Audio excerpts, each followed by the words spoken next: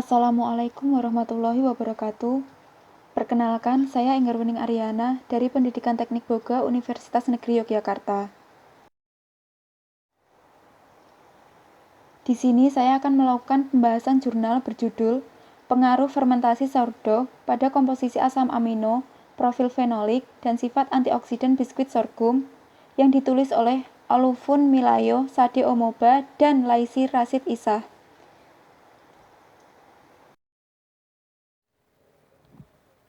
Saat ini, konsumsi makanan alami, enak, dan sehat menjadi prioritas bagi konsumen. Di sini, fermentasi sourdough telah digunakan dalam pembuatan produk yang dipanggang seperti roti, kue, crackers, dan biskuit. Melalui fermentasi, banyak manfaat yang diperoleh dari kandungan senyawa-senyawa yang terbentuk dan peningkatan tekstur serta kelezatan gandum.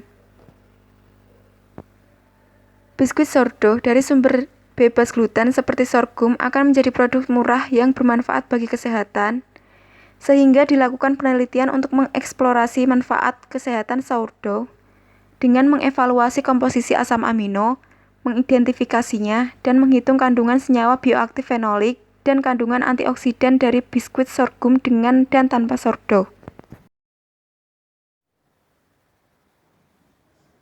Bahan-bahan yang digunakan dalam pembuatan biskuit sorghum ini adalah 1. Butir sorghum putih yang telah dibersihkan dan disortir, kemudian digiling dan dikemas, lalu disimpan di suhu 4 derajat sebelum digunakan. Persentase dalam adonan penggunaan butir sorghum putih ini adalah 100%. Bahan kedua adalah deviated soy flour atau bisa disebut tepung kedelai bebas lemak dengan persentase 40%. Yang ketiga, margarin dengan persentase 50%. Yang keempat, gula pasir dengan persentase 35%. Yang kelima adalah air, dan yang terakhir adalah penggunaan dengan atau tanpa sourdough.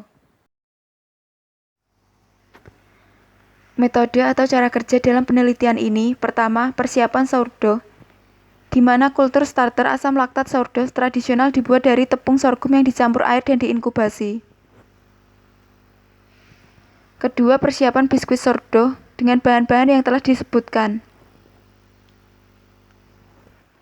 Ketiga, penentuan profil asam amino dan kualitas protein biskuit melalui persiapan sampel, kemudian hidrolisis sampel, dan selanjutnya adalah analisis kadar triptofan.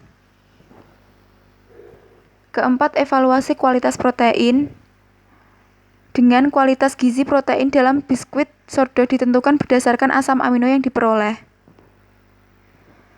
Kelima, penghitungan profil fenolik biskuit sourdough menggunakan kromatografi gas atau spektrometer massa. Dan yang terakhir adalah penentuan aktivitas antioksidan biskuit sourdough.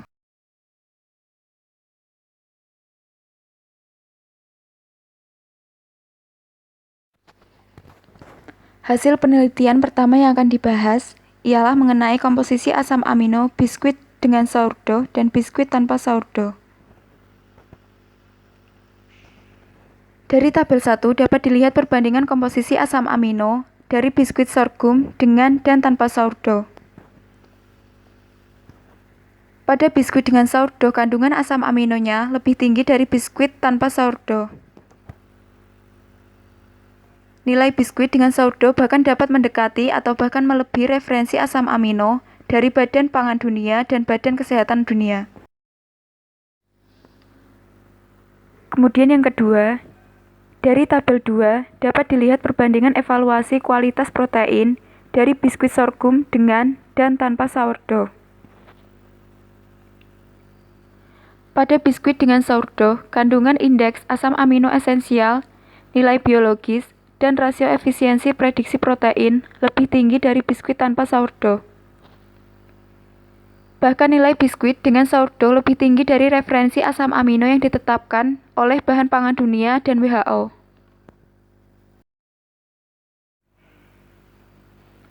Selanjutnya adalah identifikasi dari hasil penelitian ketiga. Dari tabel 3 dapat dilihat perbandingan kandungan senyawa bioaktif fenolik dari biskuit sorghum dengan dan tanpa sourdough. 6 senyawa bioaktif yang diidentifikasi adalah senyawa bioaktif hidroksibenzoat, hidroksisinamat, flavanol, asam ferulat, asam klorogenat, dan quercetin. Melalui sampel, diperoleh biskuit dengan sourdough nilainya lebih rendah dari biskuit tanpa sourdough. Penurunan ini diakibatkan oleh perubahan pembentukan fenolik sederhana dengan degradasi senyawa fenolik polimer kompleks. Penambahan sourdough mengurangi senyawa fenolik biskuit. Kemudian berlanjut hasil keempat. Dari tabel 4 dapat dilihat perbandingan sifat antioksidan antara biskuit komersial serta biskuit sorghum dengan dan tanpa sourdough. Nilai TPC, TFC, FRAP biskuit sorghum dengan sourdough lebih tinggi dari biskuit sorghum tanpa sourdough dan biskuit komersial.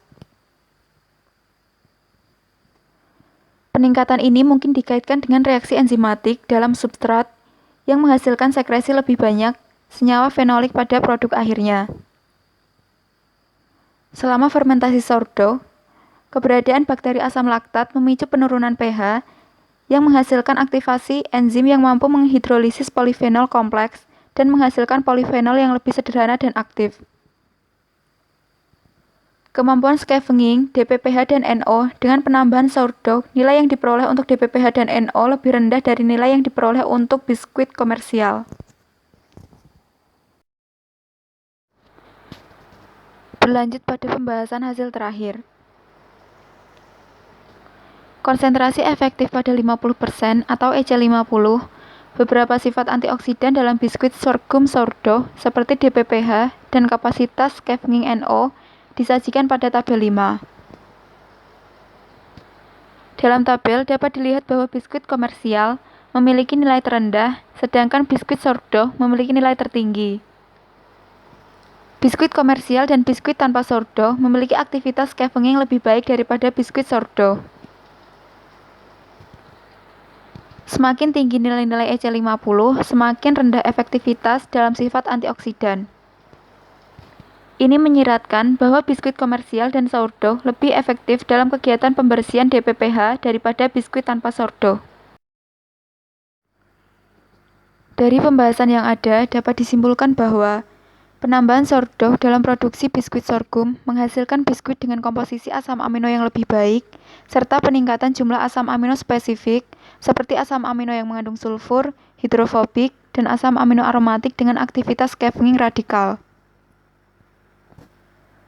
Biskuit sourdough telah meningkatkan indeks nutrisi dibandingkan dengan biskuit tanpa sourdough.